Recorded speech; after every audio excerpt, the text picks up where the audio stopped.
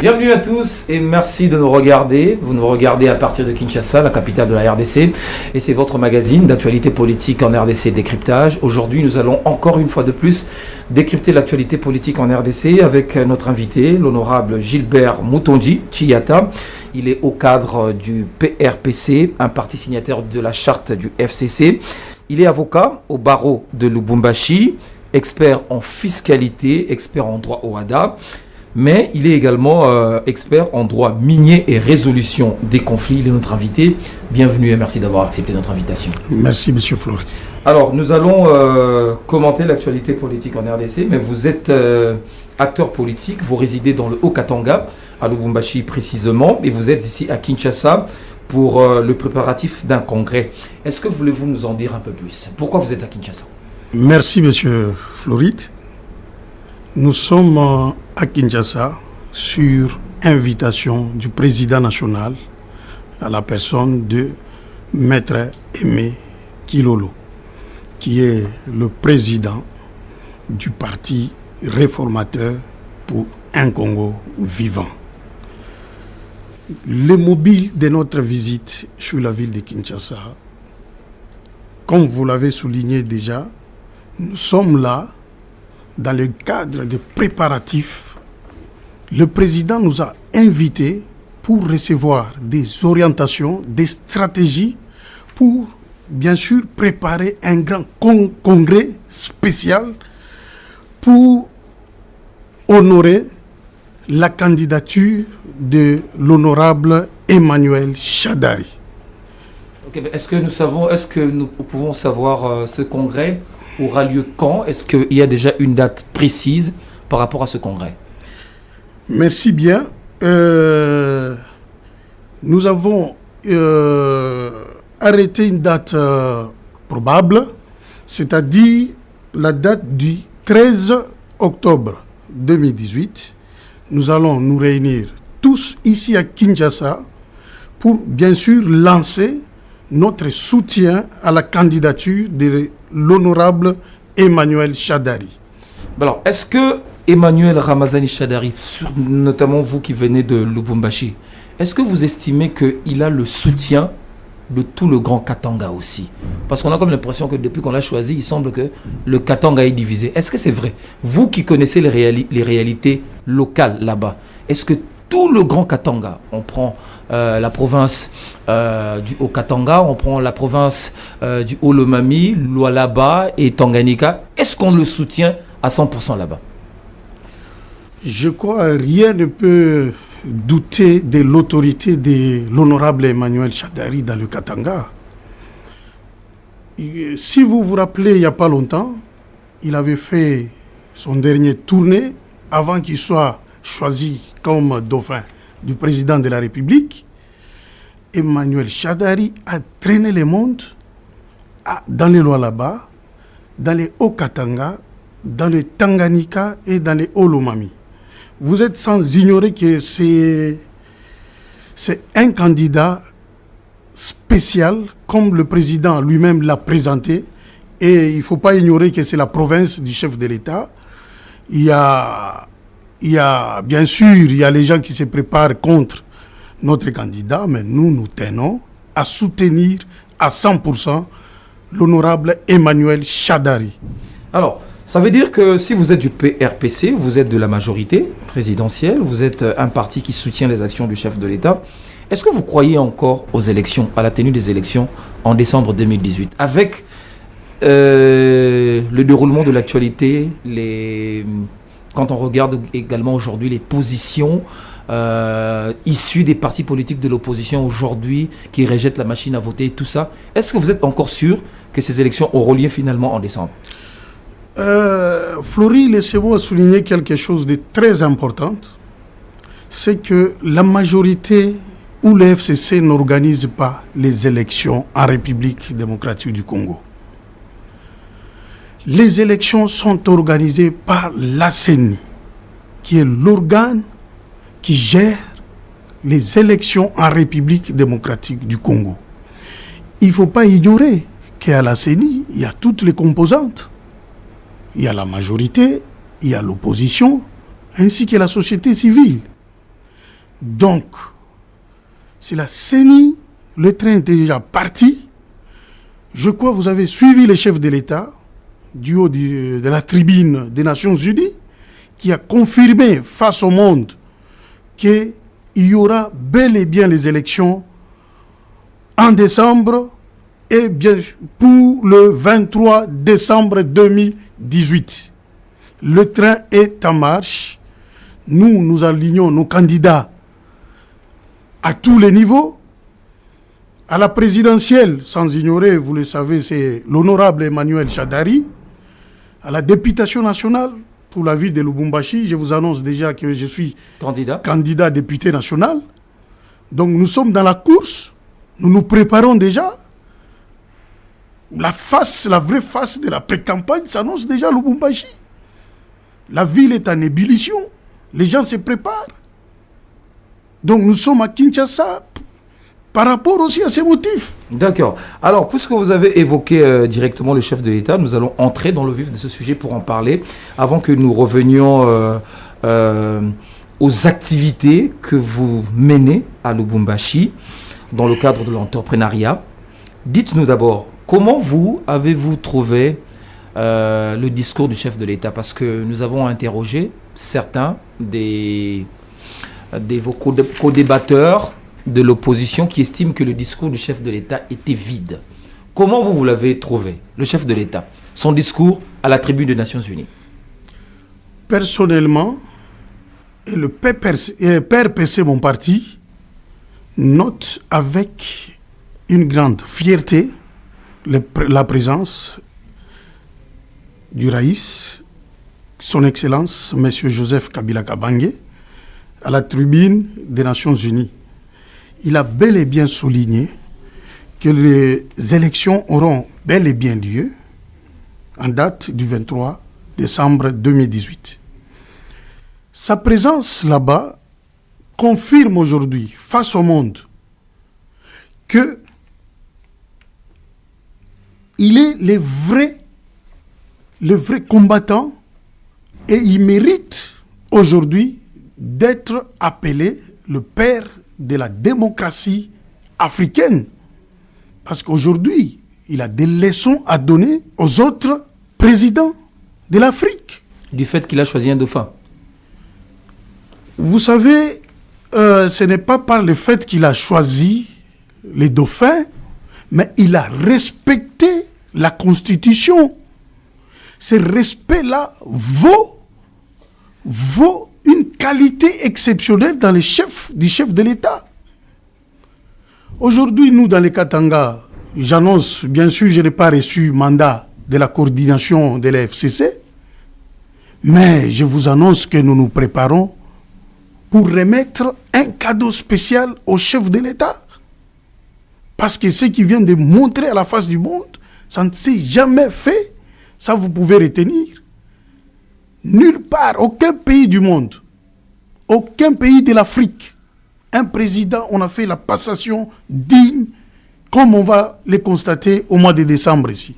Alors, le chef d'État a également évoqué beaucoup de choses, notamment le retrait progressif de forces de Nations Unies, la MONUSCO. Est-ce que vous estimez que c'est un souhait réaliste quand on sait que nous avons des poches sérieuses d'insécurité en RDC? Demander le départ de la MONUSCO. Est-ce que nos forces congolaises sauront, après le départ de la MONUSCO, stabiliser le pays, stabiliser les coins d'insécurité et les groupes armés? Je vais essayer un peu de faire un petit pas en arrière. Je vais vous faire constater quelque chose.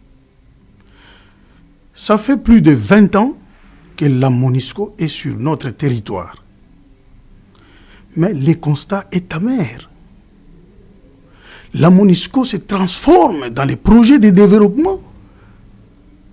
Ce n'est pas ça sa mission, sa première mission en RDC. Il devrait, en principe, la MONUSCO bien sûr, jouer l'interface entre nos ennemis et l'armée congolaise. Ce qui n'a jamais été fait, le constat est amer. Je crois que le président de la République a même énoncé que la MONUSCO peut nous présenter un plan d'évacuation. Bien sûr, nous allons vers les élections. On a besoin de soutien. Comme d'aucuns, ils sont en train de crier, on n'a pas de moyens. Mais la prise en charge totale, de coût total, de l'organisation des élections, c'est le gouvernement de la République. Donc là, nous notons avec fierté que la MONUSCO doit évacuer parce qu'il ne nous sert à rien aujourd'hui de garder les éléments de la MONUSCO. On n'a pas un support rationnel. On n'a pas... Donc on ne peut pas s'en tenir à la MONUSCO. Je crois que le chef de l'État était clair. C'est un souhait de la population. Nous allons vers les élections, nous tendons vers les élections. Mais notre armée est compétente. Nous avons une armée qui est bien formée. Mais on tue à Beni là-bas. À Beni, ce sont des terroristes. Ce n'est plus comme...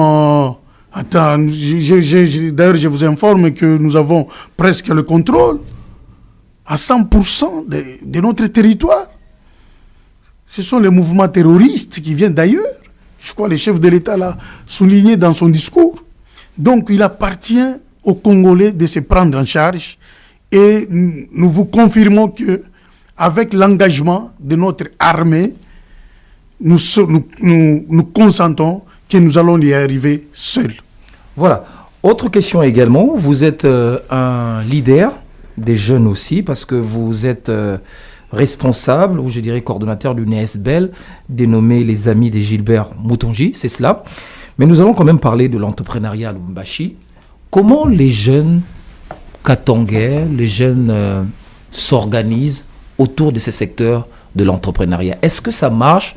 Est-ce qu'il y a des problèmes? Qu'est-ce qui manque? Comment voulez-vous nous décrire un tout petit peu l'organisation autour de l'entrepreneuriat de jeunes? Je crois que ce qui manquait déjà, c'était un cadre réglementaire. Le chef de l'État vient de résoudre un problème majeur. Lequel? C'est-à-dire la publication du code minier, la réforme. À l'époque, qu'est-ce qu'on constatait?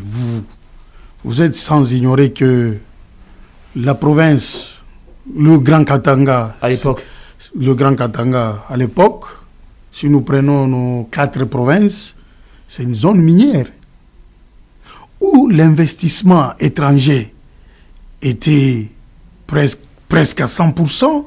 Aujourd'hui... Mais pourquoi ça n'a pas profité aux jeunes? Tout à fait. Parce que l'ancien code minier, c'était un paradis fiscal. Vous êtes sans ignorer l'entrée de l'AFDL. Pourquoi le président Laurent Désiré Kabila avait donné beaucoup de facilités aux étrangers? C'était juste question de faire appel aux investisseurs. Mais après, on devrait revoir ce code minier 10 ans plus tard. Mais maintenant que ce code minier a été revu, et le chef de l'État avait d'ailleurs organisé une grande conférence là-bas, qu'est-ce qui a changé? Qu'est-ce qui a changé? Ce n'est pas un coup de bâton magique. Je crois qu'il y a le mécanisme d'accompagnement pour la mise en œuvre de ces codes, de l'application totale de ces codes miniers. Le chef de l'État, il y a eu déjà 2 ou 3 conférences avec Indaba, qui est la dernière dans le Lualaba. Le chef de l'État a souligné et il a répété à la tribune des Nations Unies que le code minier sera appliqué à son entièreté. C'est-à-dire quoi? À l'époque, on avait des sociétés donc, qui sont encore minières. là. Les sociétés, non seulement les sociétés minières, mais les sociétés de services qui sont venues accompagner les miniers. Oui. Les sous-traitances. Ces sociétés-là, ce sont des sociétés de droit congolais. Au départ, ce sont des sociétés de droit congolais, mais à capitaux étrangers. C'est ce qui constitue un obstacle. Obstacle majeur pour les décollages ou la création de l'emploi Pour les jeunes. Pour les jeunes katangais. Aujourd'hui, le chef de l'État a promulgué ces codes où il y a des dispositions claires qui veulent à ce que toutes les sous-traitances doivent être des sociétés à capitaux 100% congolais. Ce qui est le cas aujourd'hui, ou bien oui, on est en train d'y aller? Ils sont en train de se conformer. Si vous allez au guichet unique, aujourd'hui à Lubumbashi, il y a l'engouement, il y a les sociétés de services, parce qu'il y a même des étrangers qui vont céder leurs capitaux, je vous informe. Aux Congolais? Aux Congolais. Donc il y aura des concessions qu'on va se faire avec ces gens. Mais est-ce que le gouvernement, même sur le plan national ou sur le plan provincial, le gouvernement ne peut pas donner de l'argent aux jeunes pour que les jeunes aussi se constituent, arrivent à constituer des capitaux pour avancer? C'est ça notre bataille aujourd'hui. C'est-à-dire, nous voulons créer maintenant une classe moyenne. Je vous informe déjà, à Lubumbashi, ce n'est pas parce que je suis candidat député national, ce n'est pas dans le cadre de la campagne. On a créé une société dénommée Ushindi Training Service. C'est une société de services. Des Congolais. Des Congolais qui va travailler dans la sous-traitance avec les miniers.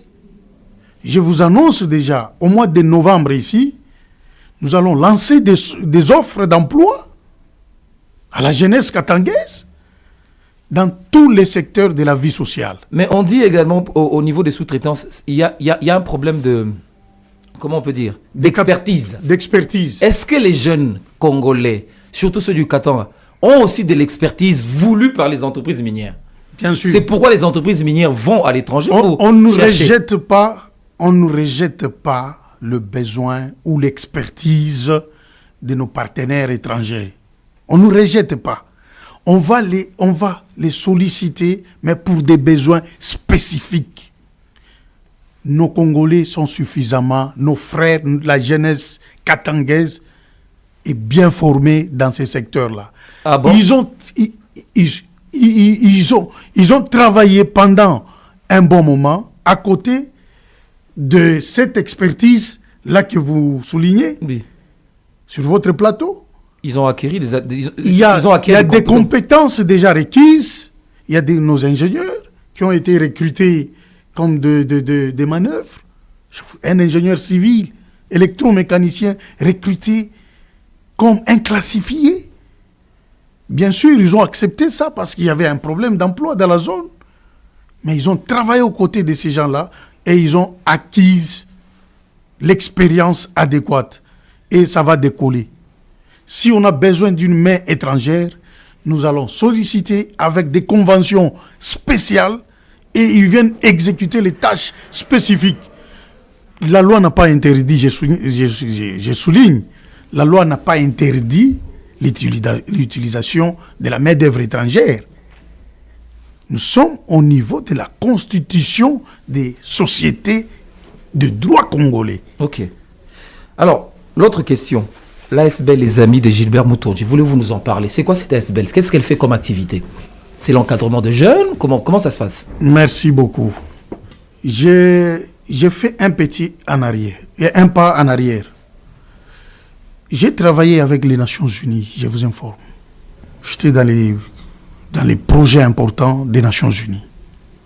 J'ai travaillé à l'époque dans le Nord Katanga. Quand le Katanga est uni. Aujourd'hui dans le Olomami. Ceux qui connaissent bien le Nord Katanga, à Kilumbe, Kisungi, dans les bas-fonds du lac Kupemba. Il y a des grands projets. J'ai été initiateur j'ai encadré des pêcheurs dans cette zone-là. En fait, vous savez, il y a une période légale pour l'exploitation des eaux. En fait, quand il y a une période de fermeture des lacs, en fait, les pêcheurs utilisaient les filets à mailles prohibées. Donc, ces gens, quand ils exploitent ou bien ils font la pêche toute la saison, c'est-à-dire le poisson ne vont plus atteindre l'âge pour la consommation. Alors moi, j'amenais les filets déjà à l'époque. Les filets acceptés par le ministère des Pêches. J'ai encadré plus de 3000 pêcheurs dans le Nord Katanga. Alors, parlons maintenant de l'ASBL. Aujourd'hui, je viens de créer l'ASBL, les Amis de Gilbert Moutonji. Pourquoi? Oui. C'est pour l'entrepreneuriat de la jeunesse katangaise. C'est-à-dire, nous regroupons les gens, les jeunes. Avec quelle ambition? On doit les préparer. Ce n'est pas tout le monde n'a pas fait les études. Il y a une bonne masse à Lubumbashi, des gens qui n'ont pas fait les études. Nous sommes en train de Vous les formez? Bien sûr, il y a un plan de formation pour récupérer cette jeunesse-là et les soumettre à un métier spécifique, afin qu'ils soient injectés dans la vie sociale. Où trouvez-vous de l'argent pour leur formation? Vous le faites à titre personnel ou comment? Oui, bien sûr, il peut y avoir un financement personnel, mais nous avons des partenaires qu'on ne peut pas mettre cités sur votre plateau pour des raisons de confidentialité. Donc nous avons des partenaires qui vont venir, des partenaires nationaux, pourquoi pas internationaux, ils sont là, ils vont nous accompagner dans cette mission. D'accord. Merci beaucoup, cette émission est terminée. Est-ce que vous avez un dernier mot avant de mettre terme à cet entretien? Oui, comme dernier mot, je demande à tous les Congolais de prendre le train qui est en marche. Donc, il y aura bel et bien les élections le 23 décembre 2018. Qu'on se conforme, c'est le moment de faire sortir la carte d'électeur, de regarder si c'est conforme, de mettre ça sur table parce que le 23 décembre, il y aura l'engouement dans les centres de vote. Je remercie aussi les chefs de l'État parce qu'ils viennent de montrer face au monde qu'il est il est le père de la démocratie africaine. Et il y a un cadeau. Je rentre à Lubumbashi, je crois que je vais rencontrer le gouverneur, Pandeka Popo, bien sûr qui suit toujours votre émission. On va préparer un cadeau spécial. Je crois qu'on va prendre les grands Katanga, on va élargir. Dans l'ensemble? Dans l'ensemble. Il y a le gouverneur Mouyej, il y a le gouverneur Ngoïki Tangala et celui de Olomami. Nous allons nous mettre ensemble pour bien sûr donner un cadeau spécial au chef de l'État. Merci. Merci beaucoup. Gilbert Moutonji Chiyata, merci d'être venu dans cette émission au cadre du Parti réformateur pour un Congo vivant, PRPC, parti cher à Maître Kilolo, avocat au barreau de Lubumbashi. Vous êtes expert en fiscalité, en droit OADA, en droit minier et résolution de conflits. Avec vous, nous avons fait le tour d'horizon de l'actualité politique. Nous avons également parlé de l'entrepreneuriat, de la jeunesse au niveau du Katanga. Nous avons aussi parlé de votre ASBL, les Amis de Gilbert Moutonji. Merci d'avoir été de nôtres. C'est moi qui vous remercie. Merci à vous également, chers téléspectateurs, d'avoir suivi votre émission Décryptage. Portez-vous bien. À très bientôt et avec le même plaisir.